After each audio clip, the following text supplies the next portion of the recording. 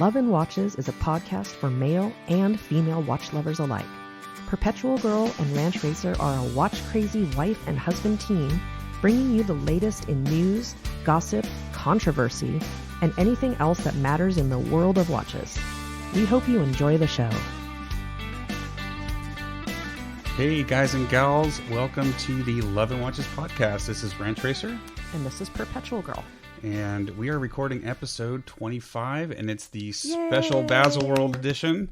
So yeah, needless to say, we didn't get kidnapped by hitmen from Cartier or JLC. It's we are still alive and kicking. It's been kind of crazy around here, but we are...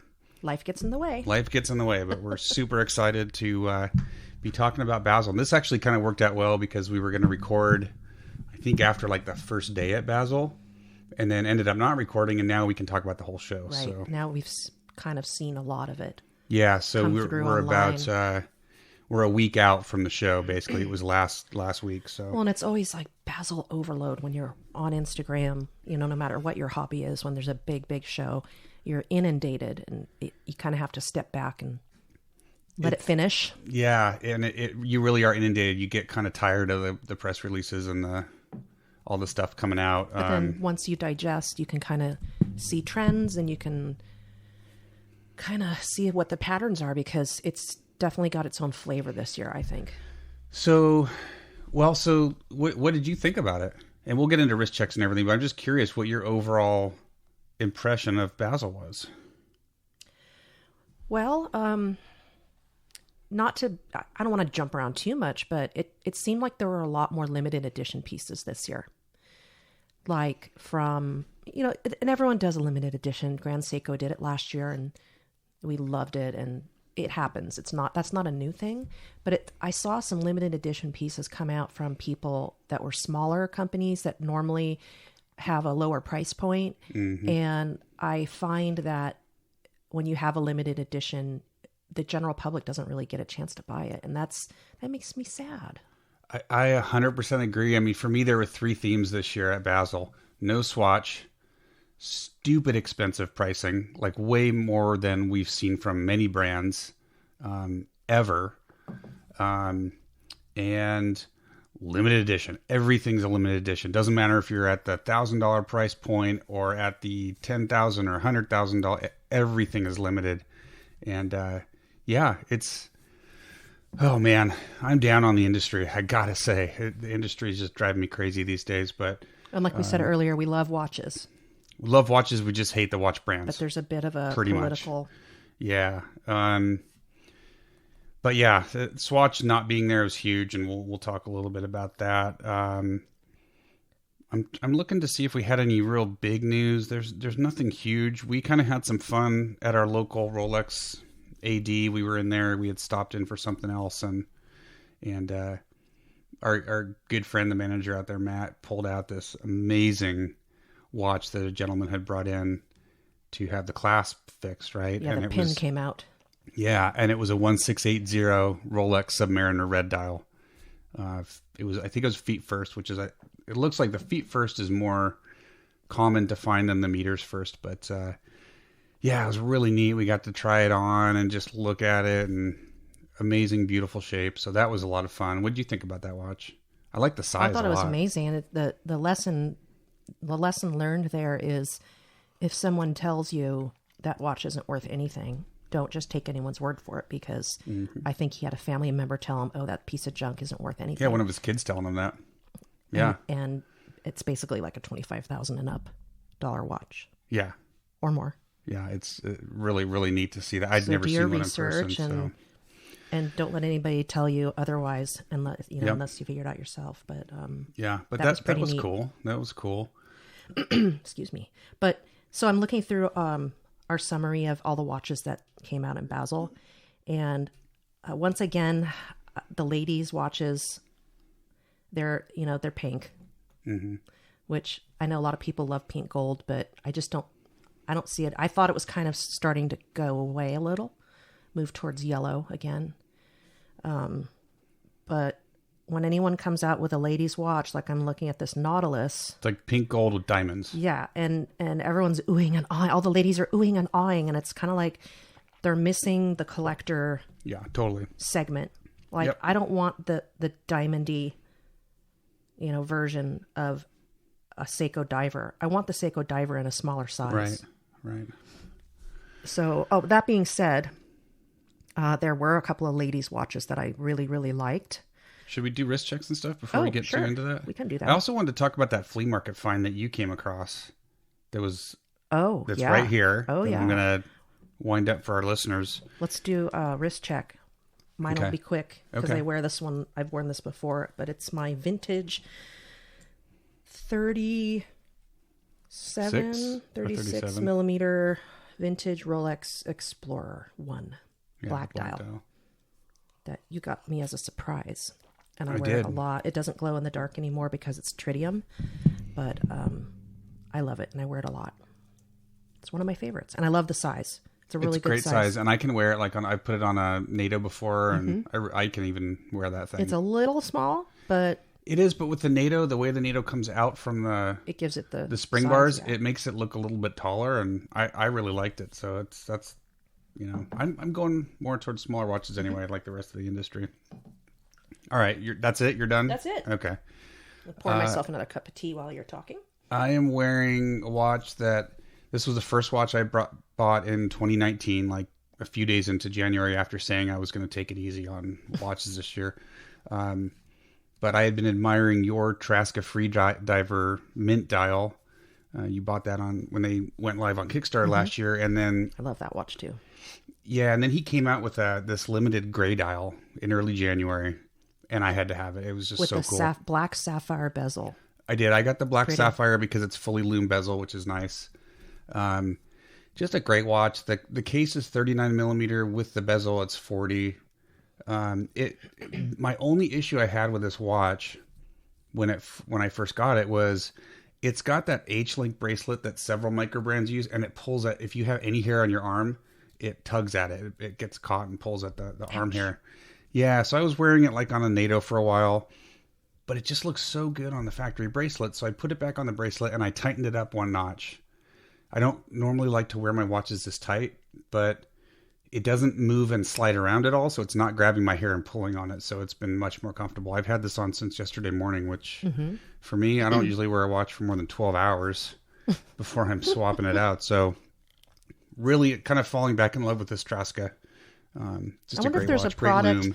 I wonder if there's a product that you could buy to stick safely without damaging, stick on the back of the band. Yeah, it's called Scotch tape. Well, I wasn't going to go there, but some sort of safe adhesive that you could put that's like a small felt band so it doesn't pull your hairs out. Something white or clear or skin colored. It would probably get dirty, but yeah, it would prevent your hair from getting pinched. But this works. I mean, and it's not crazy tight. It's not like cutting off my circulation tight, but it's tight enough that it doesn't move around.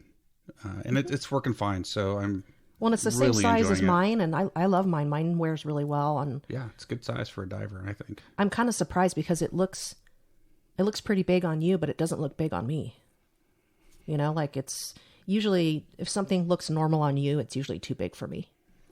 Yeah, and it like doesn't look too big and it for you. doesn't. It fits well, both the sub of us. looks bigger on me. That's a 40 as well, but it's just a big honking watch with those. Yep, and we talked about that before with the lug size and with... Yeah.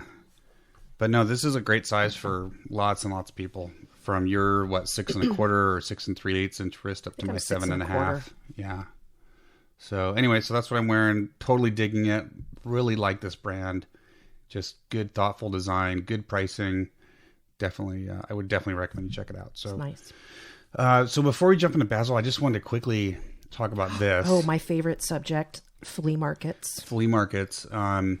So yeah, we've got one up here at our Grange Hall. Actually, it's not the Grange Hall anymore. It's our, they call it the local 49er. It's called 49er Flea Market, but I think is it once a month?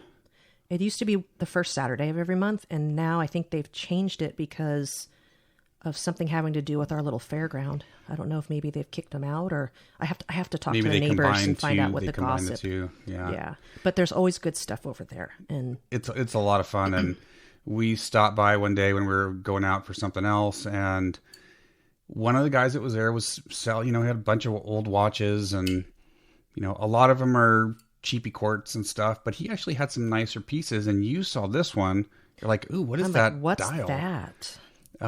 And so he pulls it out. I'm going to give it a couple winds here.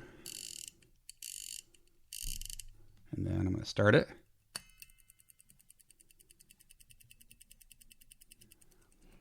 So if you couldn't tell, it's a stopwatch. Mm-hmm. It's not a chronograph because there's no time telling. It is just a stopwatch. It's Junghans, and you did some research on this. Yeah, I looked it up. There's a few of them on eBay, and they're going between, in really good dial shape and running, they're going for between $80 and $90. And what was the time frame? Is this like 60s or 50s? 50s. Yeah, and we paid $20 for it. It was, and it works great. He said he was pained to let it go at 20. And I'm like, oh, well, don't make him pained. But he was okay with us. Yeah, and it's got like a cream dial. It says Junghans up at the top at what would be 12 o'clock if it was a watch.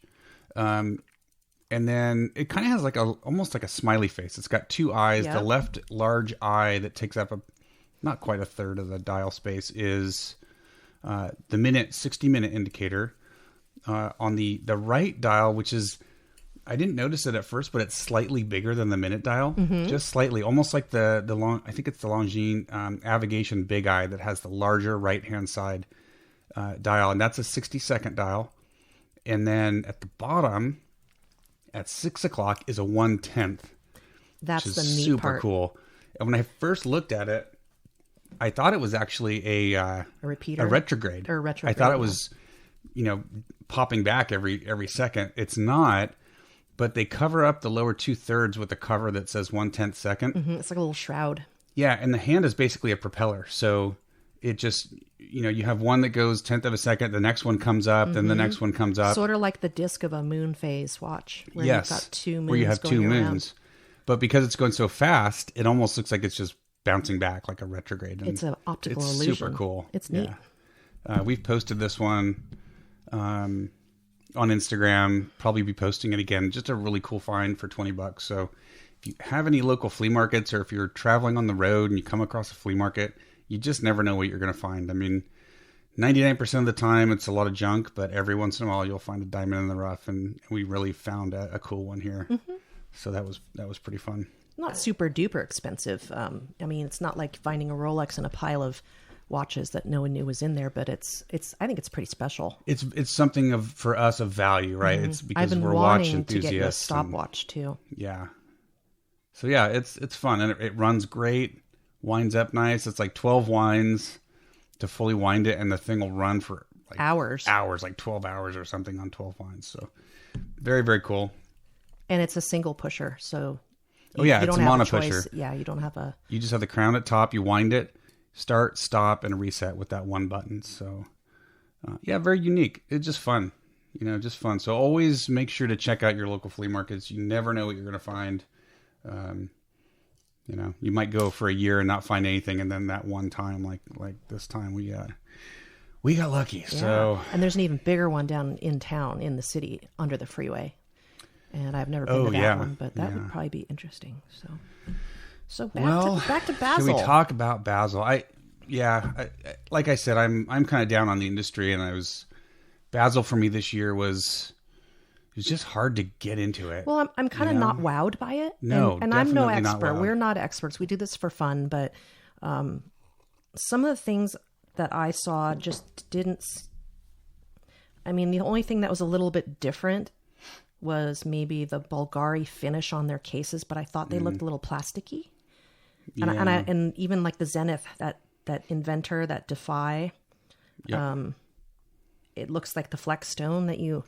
Yeah, it's like their Defy Lab prototype from last year. And I know a lot of people love that. I get it. I respect that. But for me, it wasn't anything. Well, and here's the thing. When you don't have the Swatch Group there, here's the kind of brands you're missing out on, right? Aside from like the big one, like Omega, right? That's usually the first brand that comes to mind when people think about the Swatch Group. But besides Omega, you've got Longines, you've got Rado, I know, Tissot, Hamilton, Certina, Breguet, Harry Winston, Blancpain, Glashütte Original, which makes some beautiful watches. Jacques Guidreau, one of our favorites. Yeah. You know, and of course Swatch. So you've got all of these amazing brands that usually have some great offerings that are relatively affordable. They're no longer there. So what's left is Patek, Rolex, and then even like I have like three. There were a lot on this year that I liked, but I had three that I really liked. One is the Chanel. The J12, ceramic, man, that is a cool the watch. white and black, like that. And I'm not really a Bauhaus style watch person, but that Nomos with the nude, the taupe colored bands. Oh, the Duo collection, yeah. The Duo has Yeah. that sort of the square one's got the lugs that have the Art Deco double piece on there. Yeah. And where'd it go? Those are cool. They're too feminine for my taste, but Yeah. they would look awesome on you. I would And think they'd be great. the Joseph Bulova, the Yeah. reissue sort of retro. I think those are incredible, but they're very expensive for a Bulova. But I think they're precious metal. So Yeah. the theme was kind of pretty higher in pricing this year, and I kind of worry about that because it's gonna alienate a lot of people. Like, look what happened with the The Alpinist. yeah, that's The going to limited alienate edition. people because it's limited edition. A lot of people wanted it. Well, so let's talk about some of these. And you and I both agree on the Chanel, and that Chanel is not traditionally a brand I would ever look at. I view it as an expensive fashion brand, although I have known about the J12, and this one's special because they had, I think it was last year. Was it last year when they might have purchased a stake in, I think it's Cassini, which is a movement manufacturer out of Switzerland, right? So this has usually had the ETA, the 2892, I think. But this now has a brand new, what they're basically saying is an in-house movement because they own a stake in Cassini. So it's got a pretty high-end movement in it. I don't know what 70-hour power reserve. It's 200-meter water resistance. So this is a pretty serious watch, right? It's a dive watch. Well, and it's nice looking. It's very balanced. It's it's not diamond encrusted. Mm-hmm. How many millimeters? It's got a nice kind of toothed bezel on it. Oh, Unidirectional dive bezel. You all right over there? I'm choking. It comes in, and it's all ceramic. So the case is ceramic, Yes. the bezel, the whole bracelet is ceramic. I have a thing for white ceramic. Yeah, and it comes in black and white. And what's really cool is it's 38 millimeter. A really nice great size for a diver. I mean, I could totally see you sporting either of these, but the white would look stellar on your wrist. It would be really cool. And I dig the black. I couldn't pull off the white, I don't think, but the black is super cool. And at $5,700, it's less than a Submariner. And I think it looks just as good. I do too. It's different. It's not apples and apples. So Yeah. No, I think they knocked it out of the park with this, and with the Kinesi movement, and it's a 4 hertz movement with 70-hour power reserve, $5,700. Again, that's for a lot of people that's not affordable. But if you compare it to some of the other, high-end dive watches out there, whether it's Rolex or Blancpain or any of those guys, this thing is just wicked cool. I really like it. And speaking of Rolex, what cracks me up is they put a different band on a watch, and it's like all that and, and a bag of chips. Should we get into Rolex? It's all that and fries too. Let's get into Rolex. Let's just do it. We love the brand. I love the watches. I hate the brand. Hate the brand. But yeah, that was the other theme that we'll talk about is brands seem to be doing completely opposite of what their customer base is asking for. And Rolex is so guilty of this. And if you look at what they've come out with this year, they came out with a new Yachtmaster, black Yachtmaster with a white gold case for like 30 grand or 20 grand or whatever it is. It just does nothing for me. And then they come out with a two-tone Sea Dweller. Now the Sea Dweller for me, I guess I kind of understand a two-tone sub, but the Sea Dweller is like the more serious dive watch, right? The really, it looks like a Tudor. Well, I mean, it looks nice, but it's not new. Customers are clamoring for more stainless sport models. That's what people want to buy. And what are they doing? They're releasing a bunch more, precious metal, $30,000 watches. And Rolex was a huge, huge disappointment for me this year. Everyone was afraid the Batman would go away, the white or the black and blue GMT. They still have it. They just put the new 3200 series movement in it, which is fine. It's got a little bit better power reserve. And they stuck a Jubilee bracelet on it like they did with the Pepsi last year. Mm-hmm. Not exciting to me. I was kind of hoping for a smaller sub. That was the big one that we were hoping for. Not like more ladies' watches, but more watches that are, that ladies could wear, that are the regular, sub, Sea Dweller, all those, but in a little bit smaller size so that we could have the same watch. Yeah. And not just throw a bunch of diamonds in it. No, again, they're not listening to what people are asking for. So I'm sure these will sell well because they only make 2, right? For the entire world, they'll make 2. So I'm sure they'll sell well, but at the end of the day, who cares? I can't get excited about this stuff. And Rolex for me was just a big letdown. Well, and the Tudor, I don't know I'm not sure what to think about that one with the case. Yeah. Well, it's kind of interesting because that Black Bay P01, it's got the flipping case that goes over the bezel. Yeah. But it's stupid. I wasn't sure where they were going with that. And the crown guard looks a little awkward to me. It looks like it's like modern. So we've already talked about how Rolex doesn't care what their customers want. Tudor doesn't care what their customers want. I mean, all we've heard from Tudor for the last 5 years is Black Bay this and Black Bay that. And for the most part, when you read comments on various blogs and you read articles, and people are clamoring for something other than the Black Bay. We're sick of the Black Bay. They've made some nice ones, but we're done. And so the biggest theme that I've heard over the last couple of years is the Pelagos is awesome, or Pelagos is so cool, but they're just ignoring it. Give us some new Pelagos models. That would be awesome. Update it. Maybe make it a little smaller. Do something with that really super cool watch. And instead, they give us the P01. Well, there's also this Tudor Black Bay chronograph, which is actually a pretty smart looking watch, but it's got precious metal again. Yeah, so that's a two-tone, so it's more expensive, and I don't know. It's the GMT with a meteorite dial, which is white that's the gold, Rolex. and that's going to be right. That's a $30,000 watch. I know that's back to it's not available to a lot of people. Yeah, it's available to a lot of people, but not. No, but it's like they're trying to lock out the large portion of people that love watches, and people, especially people trying to get into this hobby, they don't have a lot of money, and when we'll talk about Citizen. When you see a $7,000 Citizen quartz watch, it's like, okay, I'm not going to bother with this hobby. Or how about a $2,000 Bulova? I know. That should not. But I really want to talk about the P01 because I want to stop talking about it.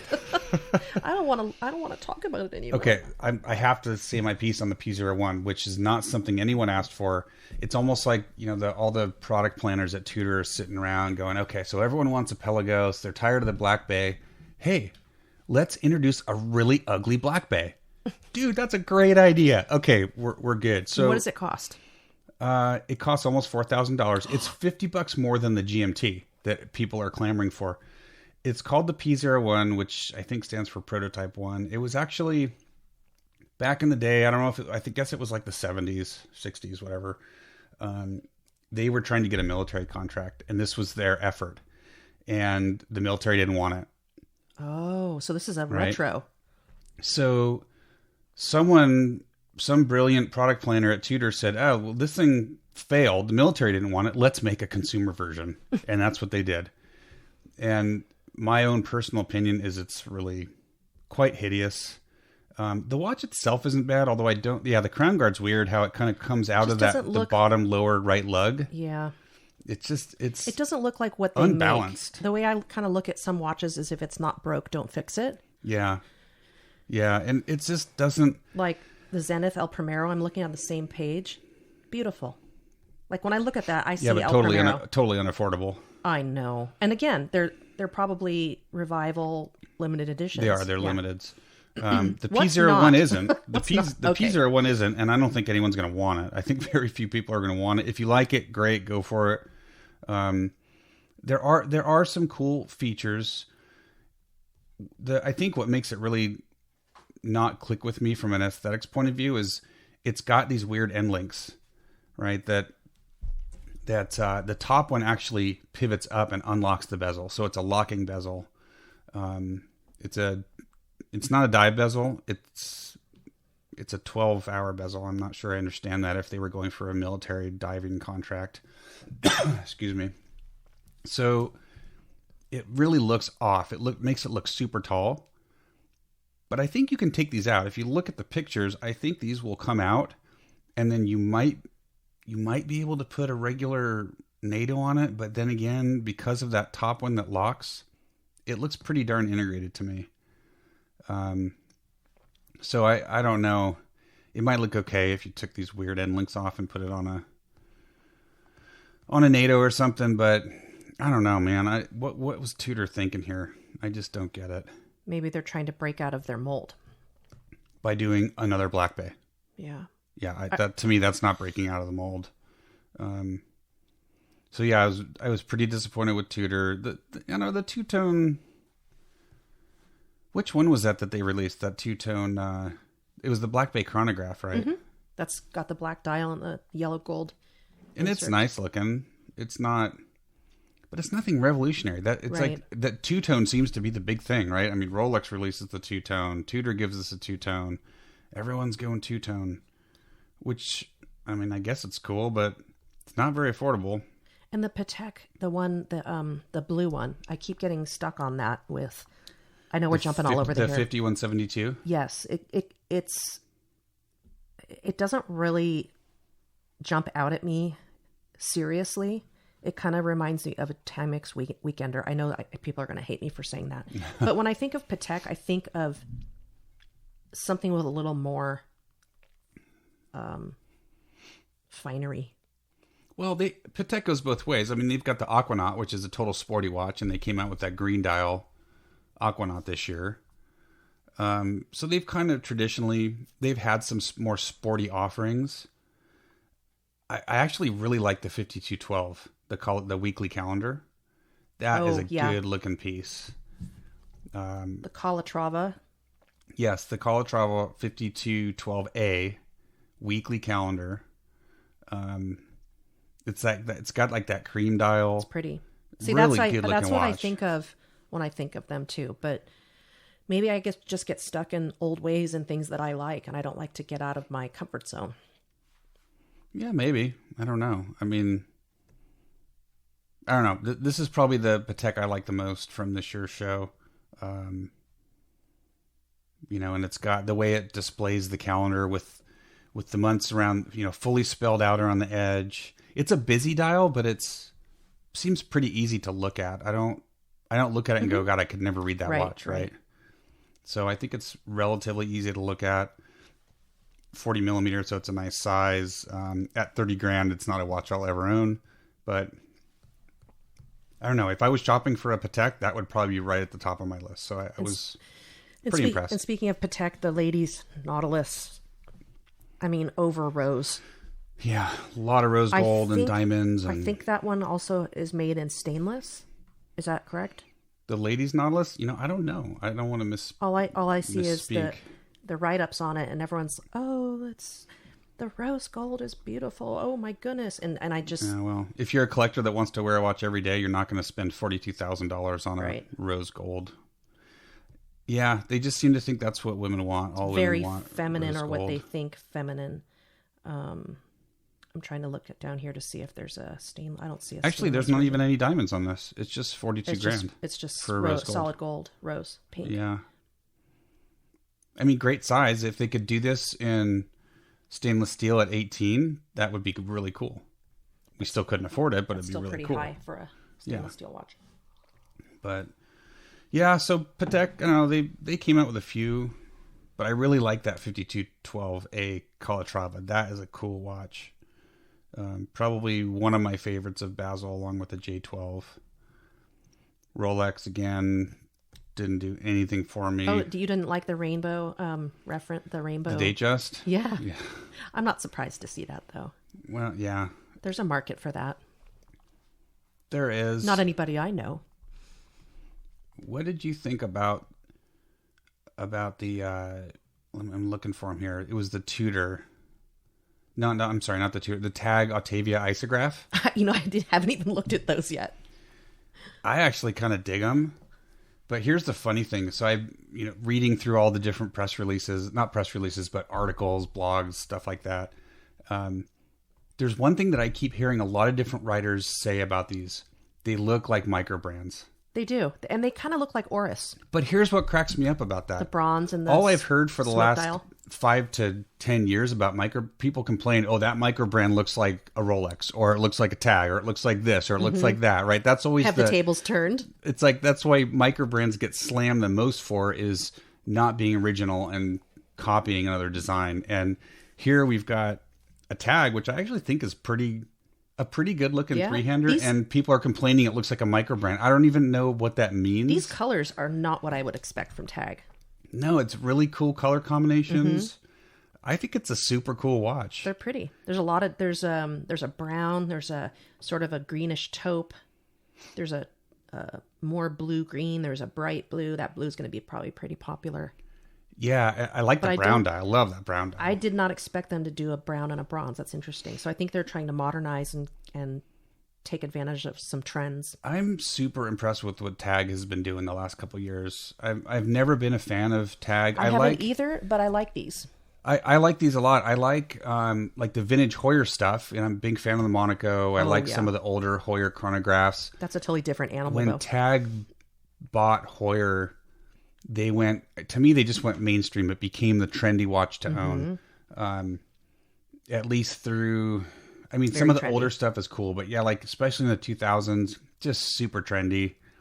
I just never got into their designs. They're kind of, with the Octavia release, the chronograph, they're reaching back into their roots. And this Isaac, I just think it looks great. And I think it's chronometer certified.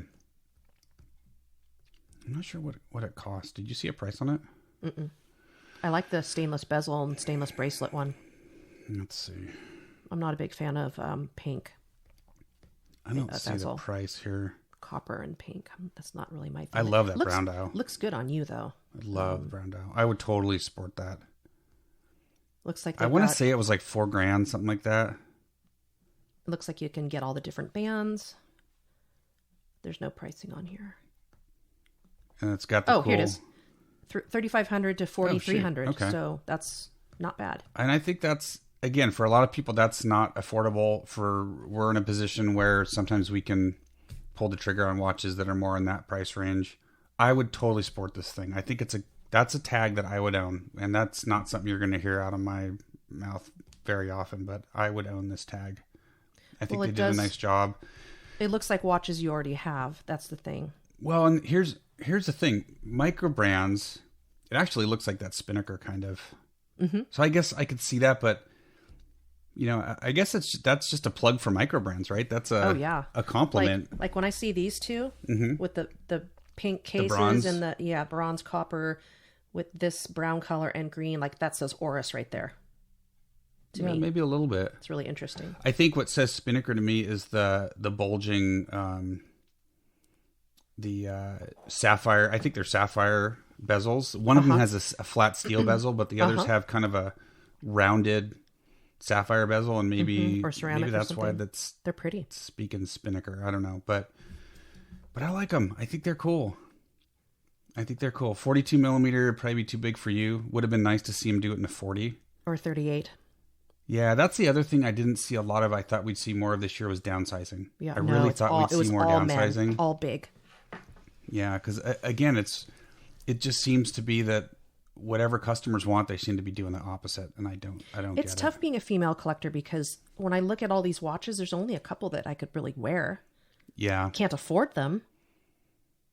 But when they say ladies' watches, it's basically a diamond encrusted, very tiny quartz, or something that's in a fashion house that's $40,000.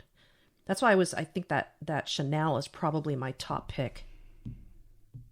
I do like that J12. Year. It is very cool. I like the vintage Bulivas a lot. I don't like the pink one. I'm so bad. Let's see the vintage. Oh, that's the Joseph Bulova. The Joseph Bulova collection. I think they're really pretty. Why can I not There's a find yellow it? gold and Yeah, my feed keeps Oh, changing. here it is. Yeah. There's a black one with stainless. There's the pink with the round. It's almost a salmon dial. Yeah, it's like a brownish salmon dial. I like that one. It's interesting. And then that gold one is so traditional. Well, what are they? What's the price? What is the retail on these? Well, I think you can buy real originals online for less. Okay, so these come in 34 and 38 millimeters, so the sizes are good. One has a bracelet. There's one that's like a tank style, one that's tonneau. Isn't that beautiful? And then the round. Yeah, they are. They're beautiful. Okay, so, but here's the thing. They come with a Salida movement, SW200, which is a great Swiss-made movement.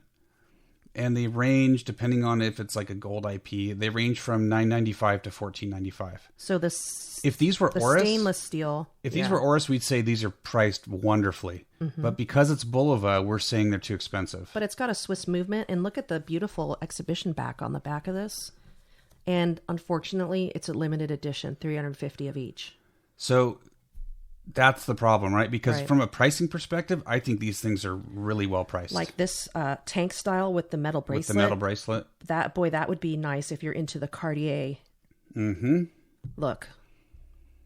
Yeah, and it's got Santos. What is that style of the numbers of the indices? What's that style? Like Art Deco. Yes, Art Deco. Mm-hmm. Very Art Deco style. So each one has its own color scheme, like the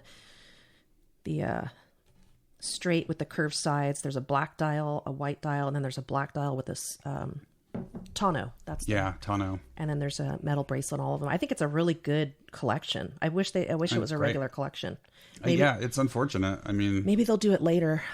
But look what I paid. So I bought the Oceanographer, the orange dial special edition from last year.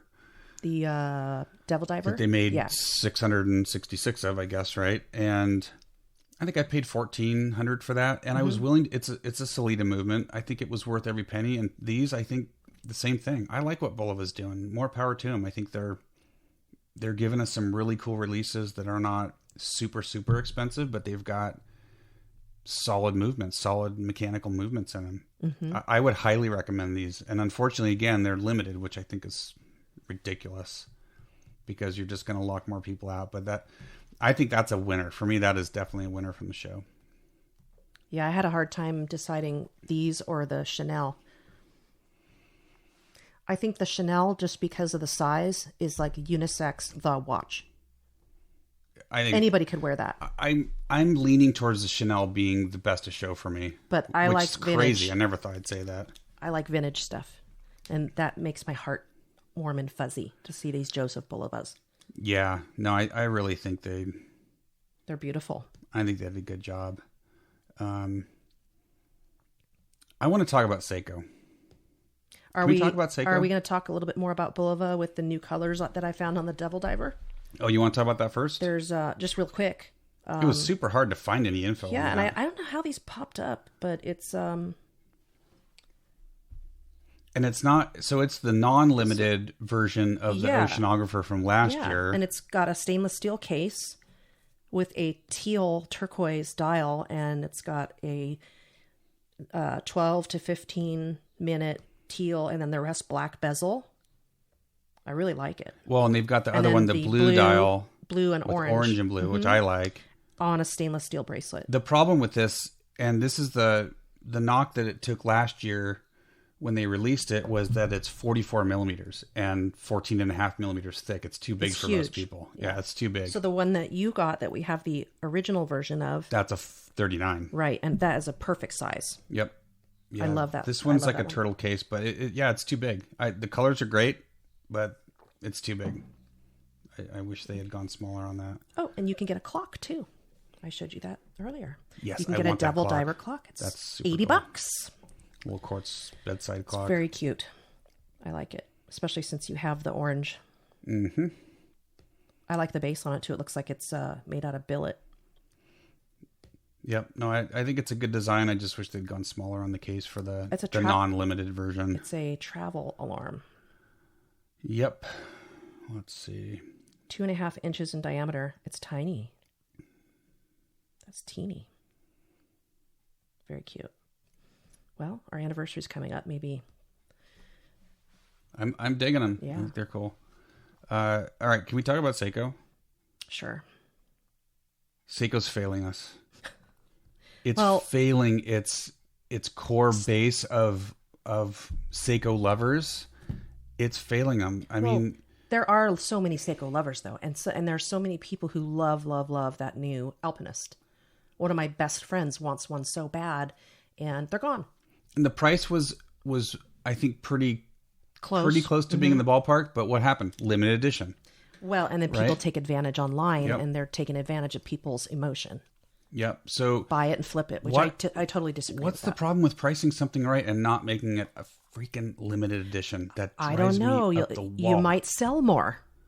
Oh, you think? I mean, maybe they don't want to sell more. Maybe they want to make them rare and pull a Rolex. So Kaz said something really poignant on their podcast last week that I completely agree with him on, is that when a brand does this, it makes, as a consumer, where you would normally go through this process for decision making to decide if you believe something's worth it. Mm-hmm. When they do this, when it's a limited edition, all that goes out the window, and you just call your dealer as fast as you can, or go online and click buy as fast as you can, because you're afraid you're not going to get it. So they know they're going to sell them all because you bypass. Yeah, there's a fear of missing out, right? Yeah, the logic, you mean? And I think he's spot on with that. I mean, when you see these, that's how we used to be. When we first got into collecting, it's like, oh God, it's limited. I just have to buy it. And that's what they're creating, this frenzy. But, you know, the other thing Seiko's doing, they're going so expensive, right? If you look at the SLA 033, which is another one of their retakes on a. Can you send me that? It's on the 6105. It's on that same page I sent you. Oh. Is it at the bottom? It's underneath the Rolex Day Date 36. Up closer to the top, I think. Or maybe right in the middle. Oh, there's my mom's dog. Let's see. We're dog sitting this week. And the geese are yelling, and everyone's yelling. Pandemonium. So, but this thing's like $4,000, right? I mean, I can't find it. It's based on the original 6105. It's a black dial kind of. Prospects 1970. Yeah, and it comes with the 8L limited edition. I think it comes with the 8L55 limited edition. It's super expensive, more than $4,000. I just don't understand why Seiko's doing this. I feel that they have decided they're not going to sell affordable watches anymore. And they came out with another one. I don't have it in front of me. It's a Prospex with a spring drive in it for like $7,000 or some crazy number. Prospex to me has always been the awesome, affordable $400 Seiko diver, or or driving watch or flying watch or whatever. They have land, sea. They have 3 categories. I'm blanking, but they're always like around $400, right? They're great movements, cool looking watches. Very dependable underwater. Yeah. So what are they doing? They're coming out with a Prospex that's as expensive as a Grand Seiko. It's just stupid. What are they thinking? I don't understand. Well, I think you had told me that recently they changed their selling, like they're not selling the Seiko 5s in stores anymore, and everything's going to be online. So the core stuff, I think, is only be available. Is going away. So what's going to happen? Because Seiko, to me, the Prospex is always that awesome watch that you can go over to Macy's. They always have sales, and they're going to have a cool Seiko diver mechanical watch, and you can buy it right there on the spot. Is that going away too? I don't know. So they're basically changing their image into a high-end brand? I feel that they're moving. Here's what I feel like what they're doing. And the Grand Seikos, when they released a bunch of new Grand Seikos this year. Most of them were precious metals, $60,000, $70,000. But keep in mind, Grand Seiko is their own brand. Right. So I feel what they're doing is they're taking Grand Seiko, which to me has always been the brand that you got quality that surpassed like Rolex or Omega. And innovation. And you got it for less money. And you got innovation, but you got it for less money. Now they've decided, wait a minute, we can make a lot more on these things. Let's gouge customers. So now they're cranking the prices up on Grand Seiko. Because people can't get Rolexes anymore? Well, that could be part of it, but I think they want to project an image that they're as good as Rolex. So if they're priced less, people look at them and go, well, they must not be as good as a Rolex or an Omega. But if you price them more, then automatically that makes them better in a lot of people's minds. Assumption. Yeah, and I think that's what they're doing is they're going super upmarket with the Grand Seiko, and then they're gradually taking the core brand Seiko and moving it up to old Grand Seiko pricing. And I think that stinks. They're just... I'm really not happy with Seiko these days because I feel like they've decided they don't want to cater to folks that can't afford $4,000 watches anymore. Well, that may open a window. It's going to close a door there, but it may open a window to another brand that could start filling in that gap where people can afford to buy them. And I think it's going to help micro brands. Yeah. Right. I frequently cross shop Seiko prospects with micro brands, but I always feel really good about buying Seiko because it's a big brand. I know I got great coverage on it. It's a worldwide company. Whereas micro brands sometimes can be a little more iffy in terms of support. I think what Seiko is doing is going to help the micro brands, and I think it's going to hurt Seiko. I just don't understand it. I've even seen some pretty pricey Citizens on that new list. Well, yeah, I'm going to talk about quartz. That. Kind of like, is that similar to the Longines quartz that's super duper accurate that you tried on in Vegas when we were there? Yeah, so last year, Citizen released a pocket watch with a super accurate quartz movement, accurate to within 1 second per year, right? Like the most accurate quartz movement ever. It was just a prototype, no pricing or anything.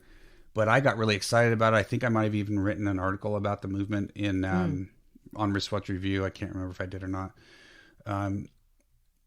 But I was super excited about it. It's like, this is really cool. That's cool. I can get into cool, super highly, hyper accurate quartz technology. I think is neat. Like my Bulova Precisionist, right? I think I paid between $400 and $500 for that thing, and it's super accurate. Yeah, 262 hertz or kilohertz. It's a really, really cool, highly accurate watch. And so this year I was really excited. I thought we're going to see some cool Citizens and maybe in the $1,000 range that have these amazingly accurate movements. And instead we got an entry level. I think they're all limited to like 50 each. So they're limited. And I think the entry level is like $7,400 for the stainless. I mean, oh man, can you tell I'm angry? Yeah. I'm angry and bitter, and I'm just really getting terrible in my old age, but it's just a bummer. I mean, I think I sent you the link, and my sister and my uncle, they're all watch people. Unfortunately, it's, I'm less excited about this year than excited.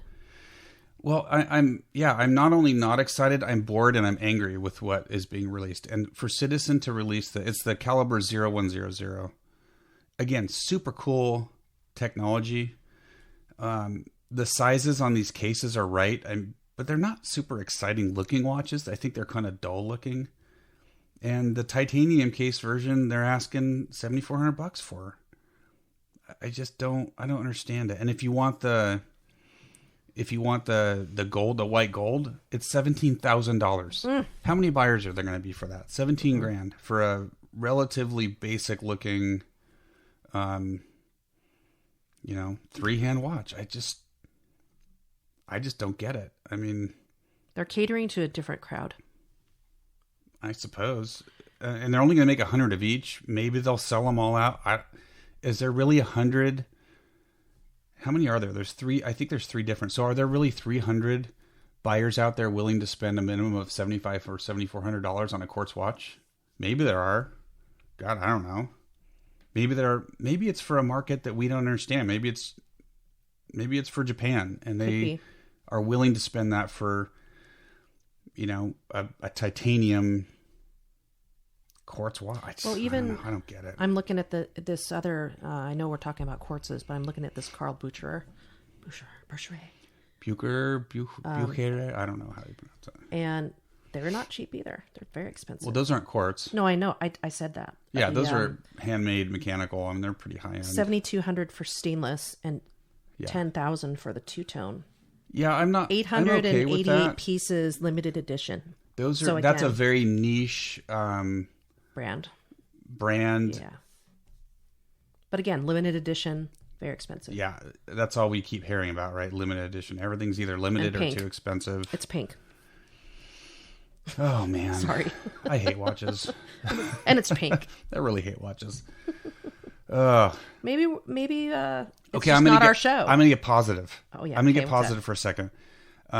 So I talked a little bit about Tag and how I was kind of digging on the new three-hander, the Octavia Isograph.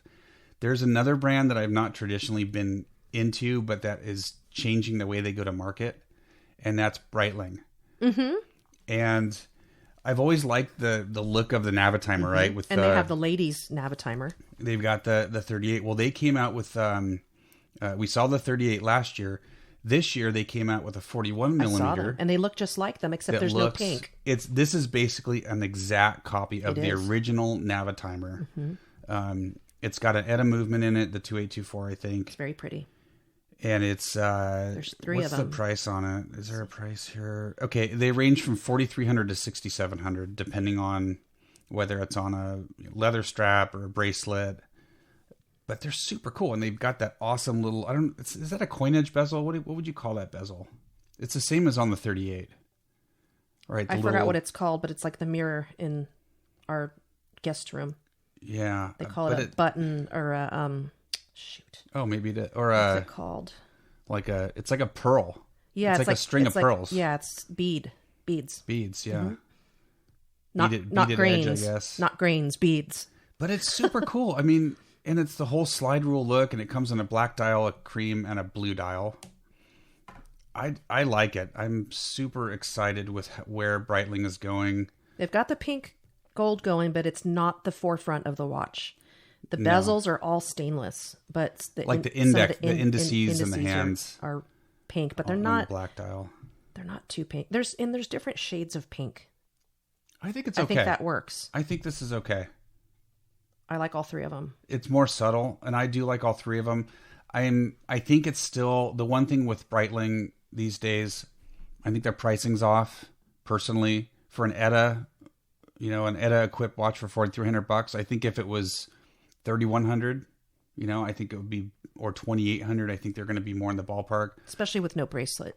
Well, and you're probably going to be able to buy them cheaper, right? If you go gray or you go, I have a feeling these may not go for retail. I could be wrong, but I do like the look, and I like that they're downsizing. So, that was one thing is everyone wanted the Navitimer.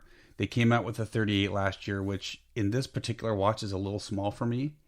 But the big giant 45 or whatever it is too big. So 41, that's a sweet spot. I would buy this watch if I could get it for a little less money. And I as well with the ladies, but see, I'm not all negative. No, there is some. I got a little turned off with the brand ambassador ladies. I'm not. Well, they don't have those anymore. That does the nothing Breitling for girls me. or whatever, they're all gone. They don't do that anymore. They were just doing it like a couple of months ago. They were? I thought they got rid of the Breitling girls. With like Charlize Theron and Brad Pitt. Yeah. You're talking about the ambassadors. I'm talking about the like skimpy clad. I don't remember that. Breitling girls when John Travolta was the. Oh, no. I'm talking that's recent. All gone. Yeah, I don't care about brand ambassadors at all. Okay, let's talk about the dumbest watch at Basel.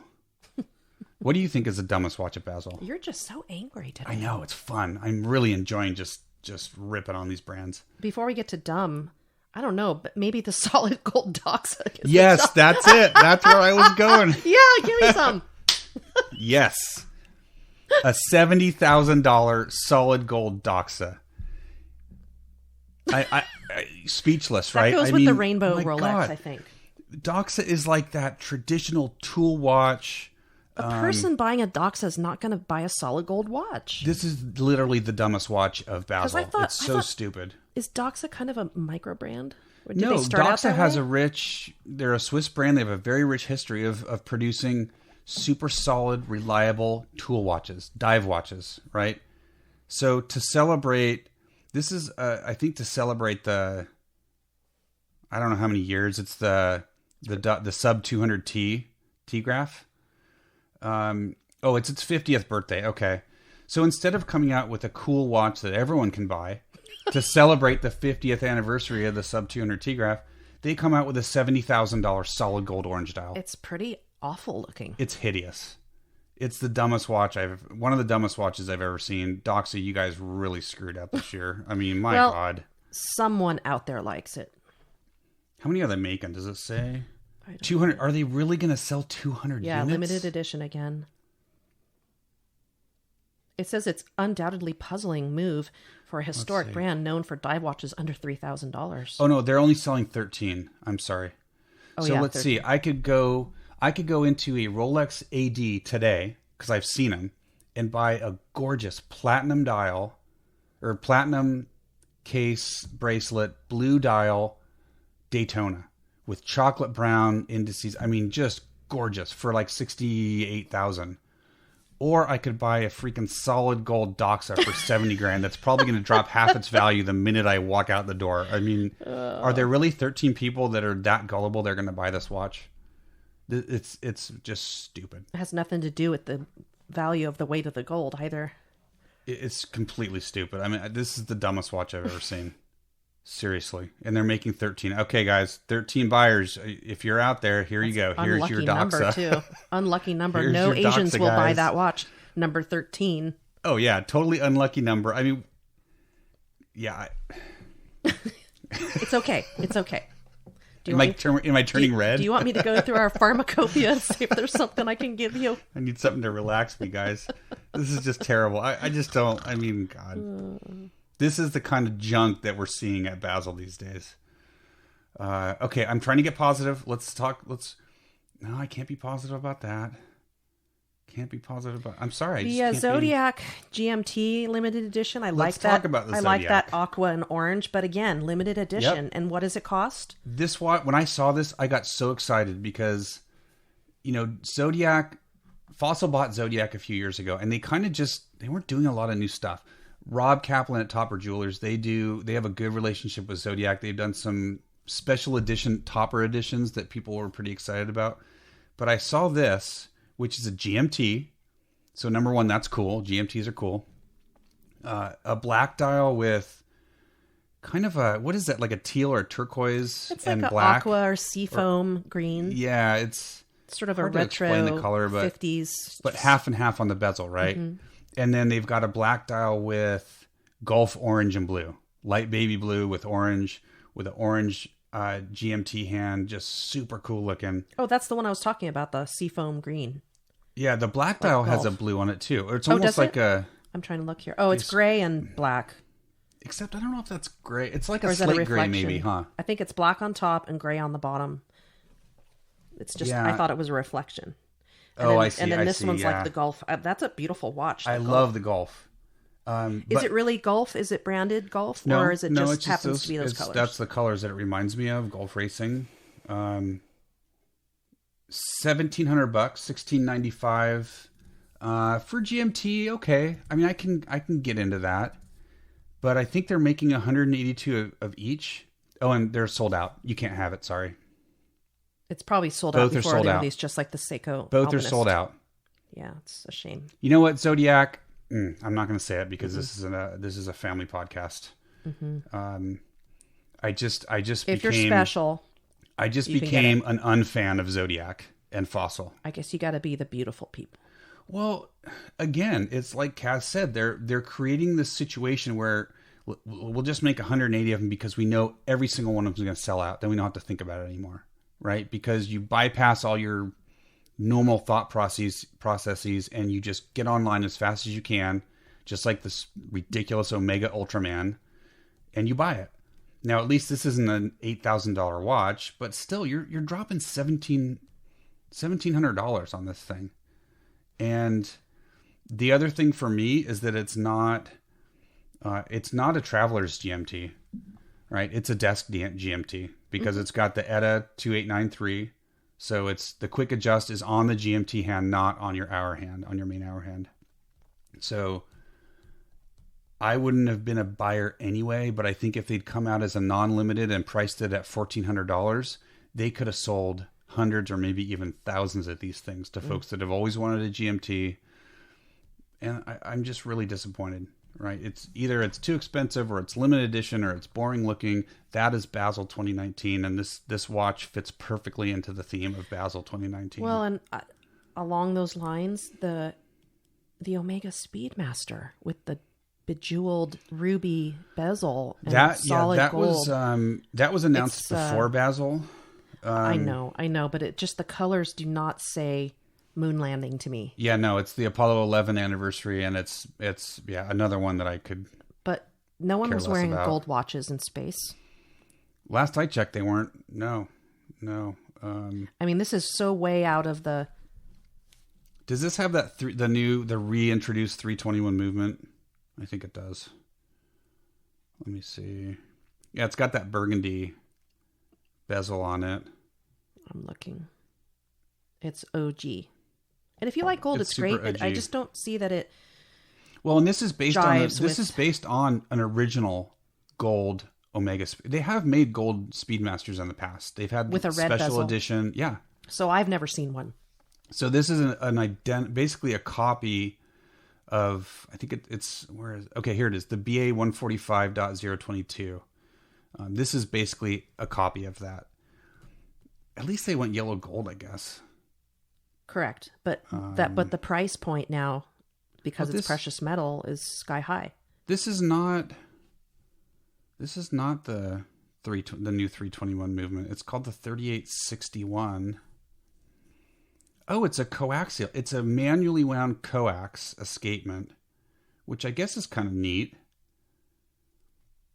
Dig the movement. I'd rather have that than a recreation of a 60 or 50-year-old movement. I think if they would have used stainless steel with the red and the black indices and a silver dial, I think it would have been really pretty. And priced it at not at $32,000. Yep. Yeah. That's a pass for me. Omega's not. The I'm exhibition angry at Omega is too. Gorgeous because you don't have a rotor in the way. So looking at the movement, it's pretty. But and it's all gold plates, and it's really a pretty movement. And I think it's kind of cool that they took the 1861 and put a coaxial escapement in it. I think that's a neat deal. It may grow on me, but it's this. You can't wear this with everything. Well, and there's only 1,000 people that are going to own it at $32,000 because it's limited edition. By the way, did we say that a lot of releases this year were limited edition? Mm-hmm. Have we mentioned that yet? Yeah, that was the one thing is limited edition and high price, unavailability to the average bear. Okay, I'm looking to see can I get positive. Is it possible to get positive again? I think it might be. Sorry, just checking our time. It's time to put away. They came up with 2 new Seiko Presage porcelain dials. And I love the look. Yes. But I'm guessing that either they're too expensive or they're limited. Let's see. No, they're not. They are expensive for a Presage. White dials, correct? They're porcelain white dials. I was just looking at them. With Roman numerals, and the 12 o'clock is a red numeral. There they are. One of them has like a power reserve. They're called Arita porcelain dials. I see that. They're beautiful neat. watches. They're really pretty. Sporty, but with a dressy case. So let's see. One comes in at 1,700. The other's 1,900. The basic 300 is 17. These are pretty. Mm-hmm. I'm okay with Seiko doing Presages like this. They've done this in the past, and I think they're gorgeous watches. There's nothing that really jumps out at me, though. I mean, the one with the extra dials is interesting to the eye, but the other one is pretty basic. So the dials, I think it's a power reserve, right? Yeah, it looks really casual to me with the little moon second hand. Well, and that lower dial is a date. Pretty sure that's a date. So it's a circular date indicator at 6 o'clock. I like the 300 at $1,700. I think it's a pretty watch. It's a nice dress watch. If you're looking for a nice kind of high-end mechanical dress watch, it's wearable. I think these are. I like these. So I don't completely hate Seiko. I mostly hate Seiko now, but I like these. Why do they always put those patent leather bands on there? Yeah, I take the band off. I'm not a big croc. Not a big leather band guy. So that was semi-positive, right? I'm not 100% negative on that because I don't think they're limited, although they'll probably be hard to get. It just makes me sad that some of the stuff that's been coming out, people really love, and they're gone before people can get them. I know. Well, that Zodiac is perfect. I mean, they're not out there for us. I may never consider Zodiac again just because of that, because they come out with this great watch and then only 182 people get to have it, which I think stinks. Unless you're Ellen DeGeneres and you can get anything you want. Yeah. And now she's switched over to stainless because now stainless is more... Oops. Isn't this the watch that they saw her wearing? The Which one? The Pepsi GMT with the... Oh, she has one. Yeah. She had one probably before it was even announced. I'm sure if you're Ellen, you can have any Rolex that you want. So Grand Seiko came out with a couple of anniversary editions. One of them... Yeah, let's talk about those. So one of them is a chronograph. So spring drive chronograph. I'm looking in titanium. They call it high intensity titanium with, I think the dial's beautiful. It's like that brown. Here it is. Elegance Collection. Yeah, let's see. The 9R86 movement. Is there a price on this? I'm sure it's too expensive, but yeah, $12,900. Again, Precious limited metals. to 500. Yeah. It's huge. It's 44.5 millimeters. But that has to Almost accommodate... 17 millimeters thick. Yeah, it has to accommodate the gigantic. spring drive. You can accommodate the spring drive. Well, this is spring drive with chronograph, so you have a chronograph module. It's too big, though. It's way too big. I wouldn't wear this. And again, $13,000 for a titanium watch. Grand Seiko, just going straight up market in terms of their pricing, right? 2 pink ones. So I like that brown dial, but that's about all I like about the watch. The price is terrible. And then they've got that other one that's almost like a slate dial. It's just a 3-hander, which is another spring drive, another 20th anniversary, limited edition. I like the dial though with the yellow pips. Is that on a different page? Yeah, it's a different page, and I think this is also titanium case, 44.5 again. So these are monsters, and $10,600 for a 3-hander. I mean, I don't know. 60-minute bezel. I don't think it turns though. No, I don't think the bezel rotates. Cool dial. But I mean, God, what did I got my Kirizuri blue dial stainless steel Grand Seiko last year for $6,200. I think it retailed for $68, and I think I paid $6,200 for it. So that's still pretty dear, but it's less than a Rolex Submariner for one of the most beautiful dials I've ever seen. Mm-hmm. I don't see how this watch is worth $4,000 more. Where's the value? I don't see it. Is it the weight in the case or the technology? I just don't know. It's a titanium case. Titanium should not be expensive. I like the olive dial, but again, they're tacking on several $1,000s to every watch now that they're releasing. So Grand Seiko is I feel like they're trying to become Rolex or Omega. They want to ask the same prices, and I think that's unfortunate because they're getting away from their roots, you know? Because initially they were their own niche, and they were high quality and high technology for fairly affordable, priced, relatively affordable. And everything's relative when it comes to what things cost. Fairly priced and not priced high based on assumed value of a brand. Right. And it just feels that they're getting away from that, right? I mean, the Snowflake, which is the entry level, when is that price going to go up? Are they just going to get rid of it? I don't know. I mean, well, let's talk about something. Did I mention how dumb that Dox is? Let's talk about something positive, because I think I'm going to cry. Am I making you cry? I'm totally depressed. All of our listeners are probably like, "Oh God, I'm done with this podcast." They're all like, "These guys are terrible." What's wrong, honey? I listened to this really sad podcast. Oh my gosh, it is pretty bad, huh? I feel like I've unloaded on all you guys. I'm sorry, but it's just, I'm just angry with the industry, and Basel just reinforced all my anger. Well, I do like the Chanel. I do like the Bulova, the Joseph. Yep, I think they did a good job. I haven't ripped into the Bulgari yet. Hold on, I'm just about ready to find my data here. I think it's a really interesting watch. The Octo Finissimo GMT chronograph. That's a lot of stuff going on. Yeah, in there. it's they've had the Octo Finissimo for a while. This is a new case treatment, right? Yeah. So the case treatment, I don't even see a price. Is it it's the chronograph GMT? Yeah. I mean, I think it's a really beautiful watch. I do like those. I'm having a tough time. Oh, 17,000. I'm having a tough time with this matte sandblasted finish. Yeah. Because when you start getting into darker colors and it's sandblasted, it starts looking like Casio plastic. Yeah, sandblasting can be tough. Although I think it's better than the Zenith Defy Inventor. Yeah, that's pretty wild. I mean, that looks like someone took some cheap Flexstone paint from the 90s and it's terrible. I didn't like it on the Defy Lab when that came out last year. Well, but maybe that's what they wanted to do. So they're sticking with the theme. I was really hoping that they'd come out with that Defy movement, that oscillating movement, in a smaller, more affordable piece. And instead, this Zenith is 44 millimeters. It has that dumb Flexstone case.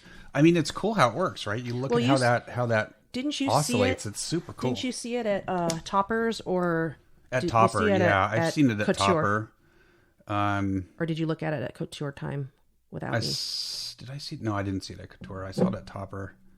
But again, it's not. It's really interesting. Okay, it's technology. Not limited production. They're saying they're going to produce quote several hundred units. It's $18,000.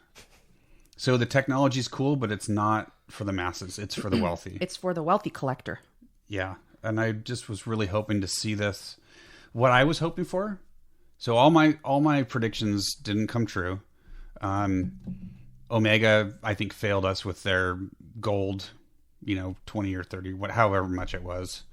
Speedmaster. To me, that's not the way to celebrate the moon landing. The way to celebrate the moon landing is to come out with a non-limited piece that's relatively affordable, with maybe get some an upgraded patriotism movement going. Yeah, Zenith, I was hoping would come out with a new El Primero, like a El Primero 2.0 with the Defy silicon oscillating movement in it. That didn't come to pass. Instead, they came out with a few limited. They came out with that 3-watch set for the precious metals. Like you have 70 grand. You have to buy all 3, right? Well, now at Basel, they're basically the same 3, but you can buy them individually. But I think they still start at like 18 or 20 grand. I mean, they're still hideously expensive.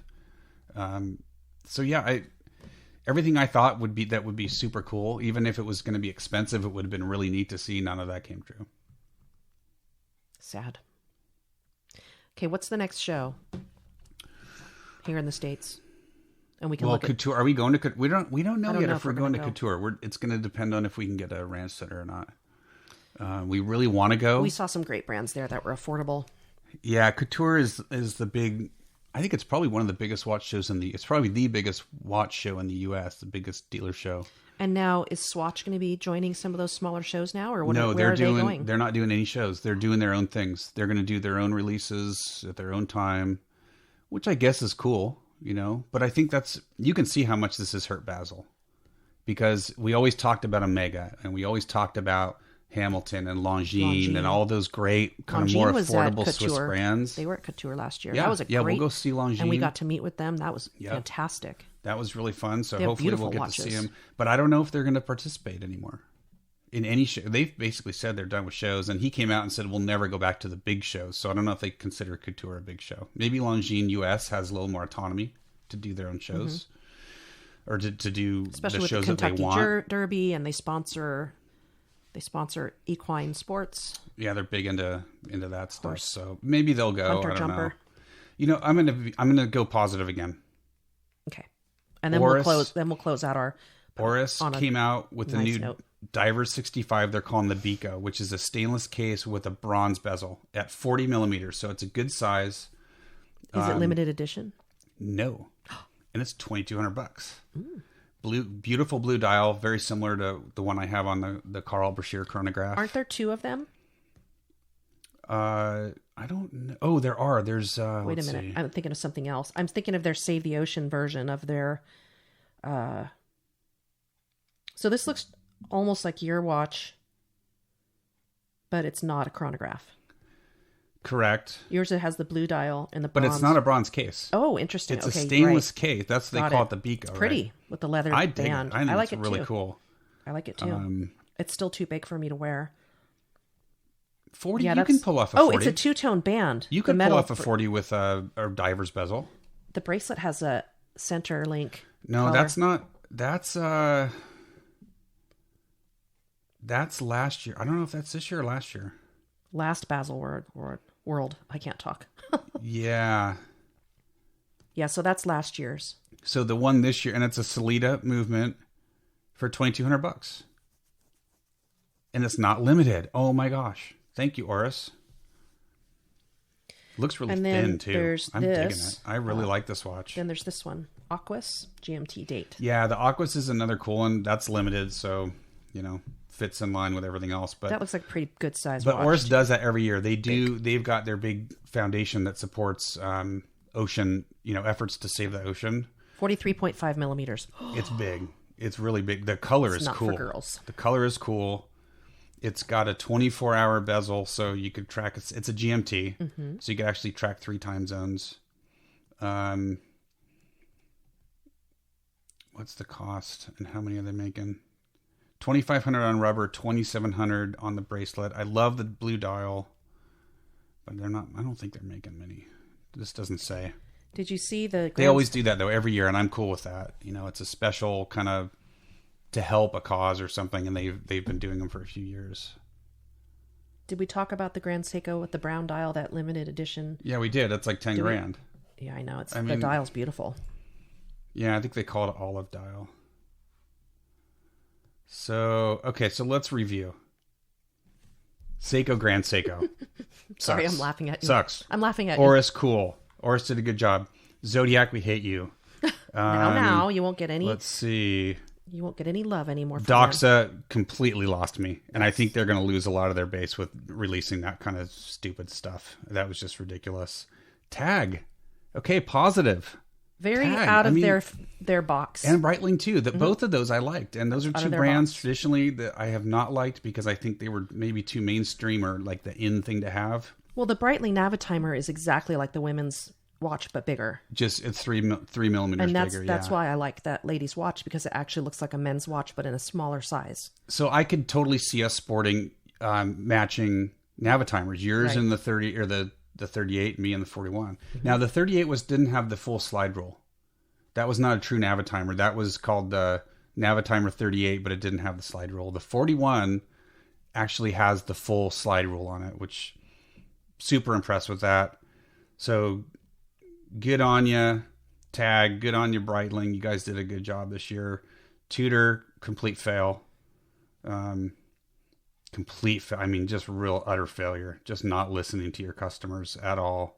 Rolex failure. Well, just nothing exciting. Nothing new. It's like, instead a new of bracelet. Releasing something like the Milgauss. All we saw on Instagram for weeks leading up to Basel was the Milgauss. Nothing on the Milgauss. Nothing new. What were they? So I they're don't basically. think putting a different bracelet on a watch makes it a new watch. I agree, and I think they were just trying to throw people off. They were doing all that Milgauss stuff to make you think that that's what they were going to do, and then they didn't do it. Patek always has some nice pieces, but they're completely out of our wheelhouse. I do like that weekly calendar. That 5212A is really cool.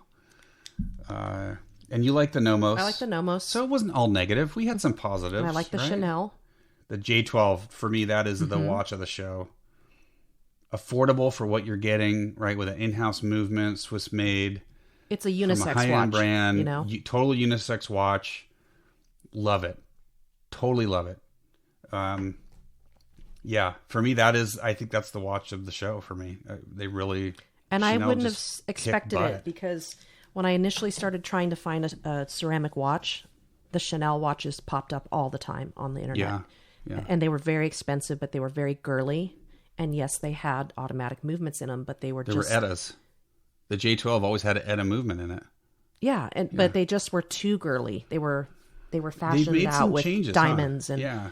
I like this one because it's slim. It's like slimlined, It's like kind of. They took the J12 classy. And they just tweaked the design to, I think, almost make it perfect. I mean, I dig this watch. For anyone that's looking for a Submariner but can't find one, I say save the $2,000 and go buy one of these. Mm-hmm. They're not limited. Go get the black dial, or if you want the more feminine look, go with the white. It's just really cool. I see a lot of guys wearing white watches. It is a thing. Yeah, some guys can. I couldn't pull it off. Mm-mm. No way. You're too much of a cowboy. But yeah, I mean, so if you want something that's a little more feminine, go for the Stormtrooper. If you're more of a cowboy, get Darth Vader. I think they're super cool. But yeah, Nomos. I even like the Nomos Club Sport, that Neomatic. The Club Sport's good, but I think they really hit it out of the park with the Duo collection. Yeah, those are beautiful. I could easily see one of those on you. I'm not a huge fan of the brand for various reasons, but I think they did a good job with this. And I'm not a Bauhaus guy. I'm not neither. into the Bauhaus design. The simplicity. But I think they did a good job. So yeah, it's not 100% negative, guys. I mean, there is some stuff that we liked. But then there's also stuff we like that you can't get. I mean, like the Zodiac. I'm really, really disappointed with Fossil. Well, and the then way they handled that. The Alpinist that came out before Basel. Same with the Alpinist, yeah. That was just really a bummer. It was a real bummer. I hope they make that as a regular edition. Maybe they'll come out with some other colors and make them regular editions. I don't know. But you can still buy the green one new. I love that salmon dial round Bulova. See, I like cool. That's funny that you like that because I like the tank. The tank style, yeah. Yeah, the tonneau isn't the tank.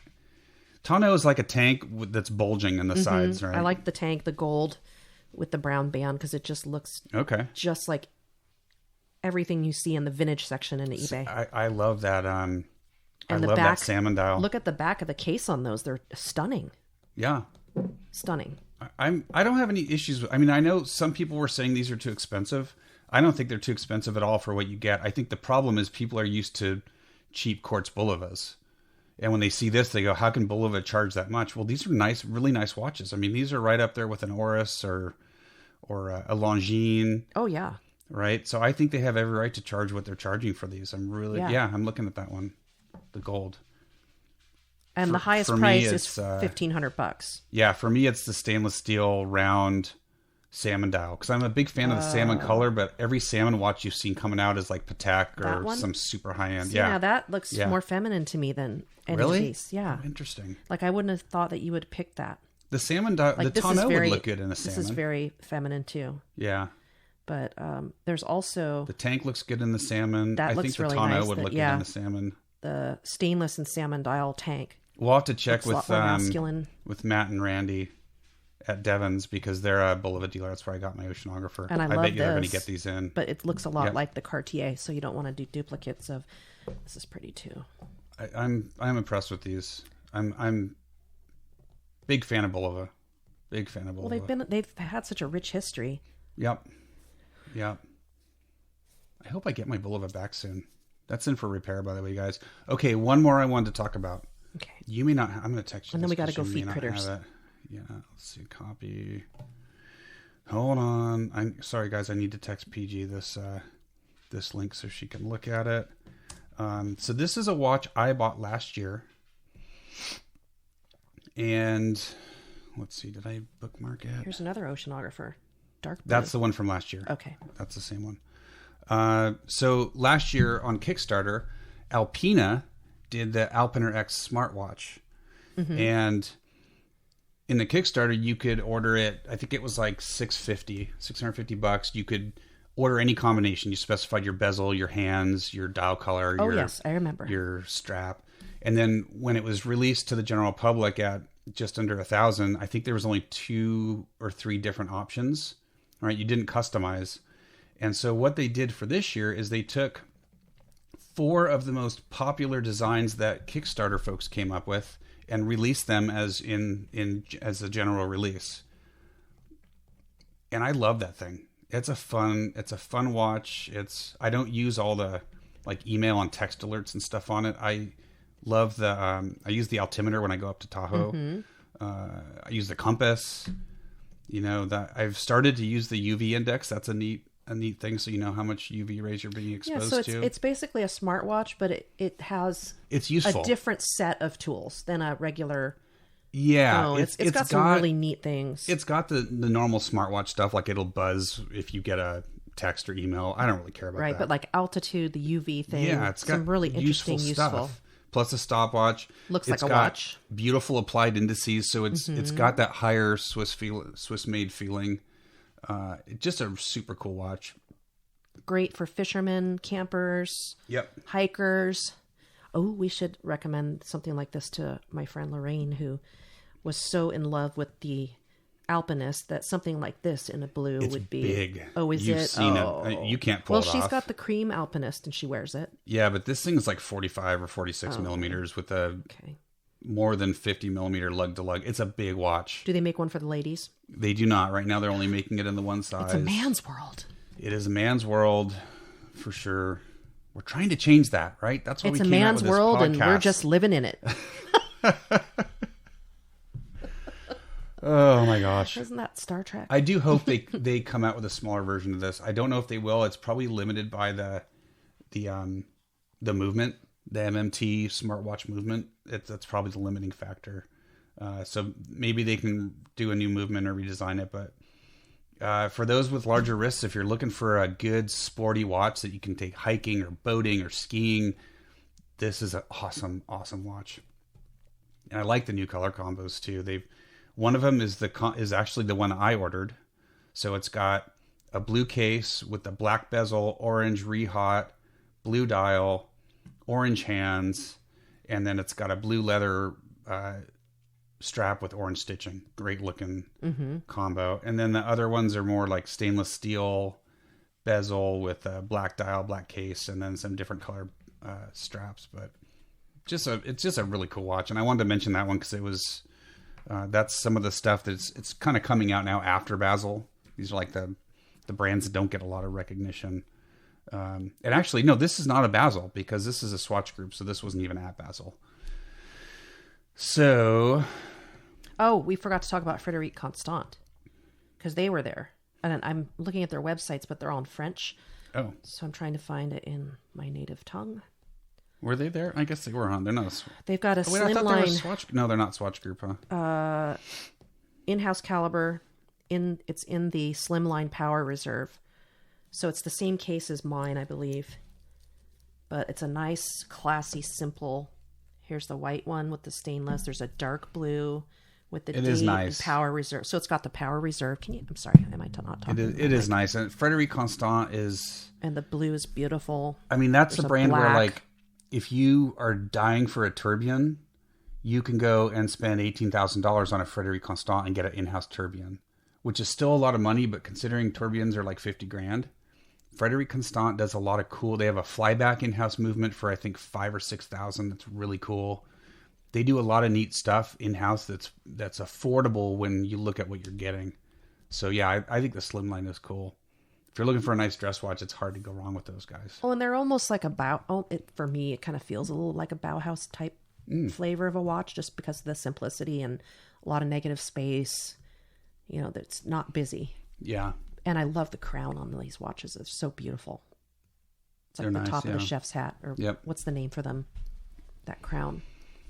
I don't know, show it to me. I don't have it Right up here. on my computer. I just texted it to you. Oh, it's like an onion style. Yeah, thing. beautiful, really pretty. Yeah. Very classic, elegance. And their movements are so pretty, and they always put a exhibition back on them, and they show them lovely. off. They're fun. in-house. You know, a lot of wanna show watch off their collectors work. like to see that, and it's so impressive for young collectors and first-time people to be able to see how a watch really works. Yeah.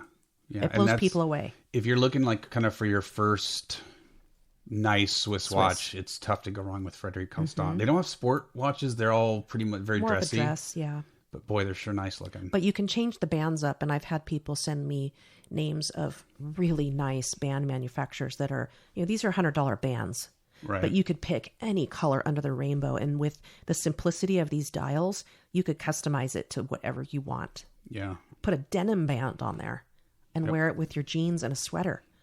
Well, that's your new moon phase is a Frédéric Constant, right? It is. Yeah. And I didn't think that they were as affordable as they are, and you can get a lot of them gray once they've been out a while. So it could be, you could get one for $1,000 or under. Yeah, it's a great brand. And it's got a gorgeous shape from the side where it's sort of like a teacup shape, where it's a little bit like a bowl. It's narrower at the bottom, so it... Yeah, the back of the watch narrows, yeah. Yeah, it's really... I think they're really special. I was blown away by them. Yeah, that's the first one that we had bought. Mm-hmm. But yeah, they're cool. So that was new, and that wasn't on the page that we looked at for Basel. So I think we're probably missing more, but... We hit the main players. Maybe next time we'll talk about some of the little guys, if there's more. Yeah, maybe. I kind of, I just want to really get I just want to leave Baselworld behind me. I need to get on with my life and stop being angry. Get off the train. If I can't get Baselworld behind me, I'll just keep being angry, and I gotta get off that train. Okay, so I meant to talk about the Frédéric Constant. So those are one of my top favorites. Yep. The Chanel, Yep. the Nomos. I got one more, What? but it's gonna be negative. No. It'll be You're done. Okay, it's gonna be You're kind done. of positive, kind of negative. Last year, one of the hit releases was the G-Shock, the Full Metal. Right, came out first in the stainless. Then they had I think they had one on either a rubber. I think it was a rubber strap with a reverse dial, like the negative display, and then they came out with the all gold, the OG. And then there's the crystal one too, with the gold face. Yes, then the crystal one. So I dug it. I was actually on a waiting list for a while for a place out east, and I gave up. And then Rob at Topper started getting him in on a regular basis, and he'd always ping me, "Hey, do you want one of these?" And there was one that was like a much darker metal, like a black, almost a black, like a charcoaly sort of onyx. And I think I had kind of gotten over the initial excitement of it, and then this year, they released one in what they're calling aged IP, which I love the color of. It's very like military. Oh, interesting. Yeah, so it looks aged, right? It looks like when you take your cabinets and paint them, and then you use a little sandpaper to get the corners. Yeah, so roughed. It's kind of that rough looking. It's got the reverse dial again. I kind of dig it. I loved it. And then you know what? I looked at the price. Instead of $600 like the rest of them, they want $1,000 for it. And it's just plated. What makes it more? I got all positive, and then I look at the darn price, and it's $1,000 because this is one I would buy. Well, that crystal one came out between Basel last year and Basel this year. So how much is the crystal one? I don't remember how much that one was. I have a picture of it on Instagram that I saved to my thingies. But I wanted to mention this one because it's a neat watch, and I could see myself spending $600 on one of these still, but I can't. Not $1,000 for a G-Shock. I just can't go there. So I thought I had found another watch I wanted, and then I saw the price, and it bummed me out. But I did want to mention that one because I really do like that G-Shock. But man, why couldn't they just make it $600? It's just plated. Come on. Does it really cost $400 more or $300 more or $200 more for them to put this coating on it? I don't know. I'm skeptical. Let's just put it that way. Well, I'm depressed now.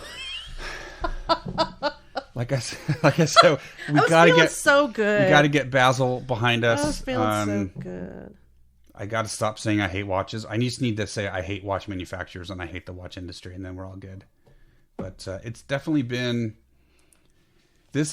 been the most disappointing Basel I've ever followed. Well, I've been following them for many years, and this one's been disappointing. Not having the Swatch Group, and then having all these brands crank their prices up and do limited editions. I agree, but we did find, if you find at least one good thing about it, then it's not a complete loss. So you have to think of it that way. Yeah, don't you think? Well, and there was, the Bulovas were cool. The J12, the Chanel J12, really cool. The Frédéric Tag, Constant. Breitling. So it's not all negative, guys. I'm trying to be positive. Secretary's here. She needs attention. But so let's wrap this thing. Okay. I think we've talked enough about negative stuff, and it's time to move on. But we're being honest to ourselves. We're not just going out and heaping praise on things that we don't like just because. No, we're totally. supposed to. We're unbiased. If you want to have sunshine blown up your rear end, go read the big blogs, and they will blow so much sunshine up your rear end. You'll want to buy every single expensive limited edition watch. When you get to that topic, I know, and it's so tough to not. I really shouldn't talk about it, but I'll read things about watches that I'm like, how can they say that about this horrible watch? I know what's going on. Because a lot of them, I think, are in the brand's pockets, but that's a topic for another day. But again, if you want all positive. And if you want to be lied to, a lot of the time, endorsement. Go out to the big blogs, and they will blow that stuff up your backside all day long. They'll sponsor you from here to Kingdom Come. Yep. If you want the real scoop, Secretary's then you can somewhere. come listen to us or Two Broke Watch Snobs or several other podcasts. I'm getting accosted by the secretary here. Oh my gosh! If you need to go let's just wrap it. Okay. So Just real quick housekeeping items. Make sure you're following us on Instagram and tagging us because we're doing regrams. Listener Matt Wright won the signed copy of the 100 plus No BS watch tips and a very cool NATO strap from Terry at Toxic NATOs. So definitely be tagging us and using the Love and Watches hashtag. If you sent us an email and we haven't replied, we're still here. We're here, but we're busy and we get a lot of emails and we really want to try to reply to all of them. It just takes time. So because this isn't our full-time job. This is our hobby and we're trying to do everything at once. We're not ignoring you guys. I swear to God. It's just, it's just hard to get all these replies out, but I do want to try to reply to everybody. So hang in there. Even if it takes a month, I will reply to you or PG will reply to you. Well, I'm gonna actually sign off. This is Perpetual Girl, and then I'm gonna let you. You're gonna go take the secretary out. The dog badly needs to get let out. So okay. Remember, PG's buy what you off. love and love what you buy. And if you don't love it anymore, you sell it and get something else you love. Exactly. Like we are selling the bluesy. If anyone out there is looking for a nice 16613 Rolex bluesy, we are selling it. Although I think I may already have a buyer, so it's kind of on hold at the moment for someone. But if it falls through, I will let you guys know. So yeah, just make sure you're following us on Instagram. We haven't done any new YouTube videos lately. We are going to start doing more of those. But again, we've just been so crazy busy with some stuff, and we're dealing with some local politics that have taken up a lot of our time, and PG is kind of leading a citizens group on that. So I won't go into a lot of detail, but we have been very busy with that. So, but on the positive side, you guys are getting an episode. So that's good, right? I know it's been a while, but you're getting an episode, and we're going to try to kick another one out probably next week and kind of get back on our regular schedule. So, and I promise the next one will be positive. I really will try to be positive on the next one, but this was a tough one with Basel, I got to tell you. So I think that's it. Make sure you're following us and tag us and check out the website. We'll get some more stuff up there. And as always, thank you so much to all of our listeners, especially you guys that have been with us the whole time. I know we've got new people coming on that are binge watching or binge listening, and I love it. I think that's awesome. Really hope you guys are enjoying the show. Let us know if there's stuff you want to hear about we're not talking about. Happy to cover anything you guys want us to cover because we're here for you and we're doing this for you guys, and we just want to share our love of watches and our hatred for the watch industry. So hopefully that's coming through. I am going to go ahead and sign off now. So for episode 25, this is Ranch Racer, and Perpetual Girl has already signed off, and we hope you guys enjoyed the show. We'll hopefully catch you next week on the next one. Take care, everyone.